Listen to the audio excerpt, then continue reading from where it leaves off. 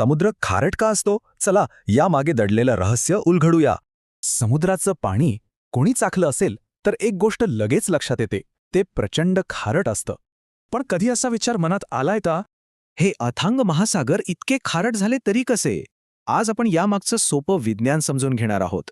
याचं उत्तर मिळतं जमिनीवर, आणि सुरुवात होते पावसापासून. हे पाणी वाहत असताना ते खडकांना झिजवतं आणि त्यातली खनिजं स्वतःमध्ये विरघळवून घेतं. या खनिजांमध्ये सोडियम आणि क्लोराईड हे महत्वाचे घटक आहेत, जे मिळून मीठ बनतं.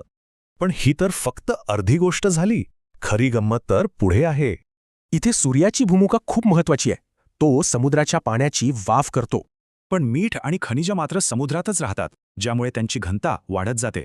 आणि विचार करा, ही प्रक्रिया लाखो वर्षांपासून सुरू आहे, त्यामुळे समुद्राची क्षारता वाढतच गेली. पण अजून एक स्रोत आहे जो थेट समुद्राच्या पोटातून येतो. हे आहेत हायड्रोथर्मल व्हेंट्स, म्हणजे समुद्राच्या तळाशी असलेले गरम पाण्याचे झरे, जे खनिजांचा खजिनाच पाण्यात ओततात.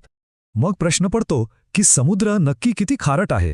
चला जरा आकडे बघूया.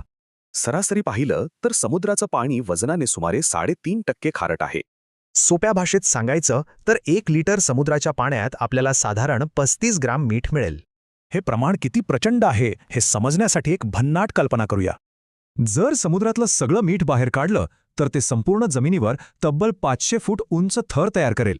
तर आता आपल्याला या खारट समुद्राच्या रहस्याची किल्ली सापडली आहे. पहिलं, नद्यांनी खडकांमधून वाहून आणलेली खनिजं. दुसरं, सूर्यामुळे होणारं बाष्पीभवन. आणि तिसरं, समुद्राच्या तळातील ज्वालामुखी. ही न थांबणारी प्रक्रिया एक गोष्ट स्पष्ट करते: आपला ग्रह सतत अगदी अविश्वसनीय मार्गांनी बदलत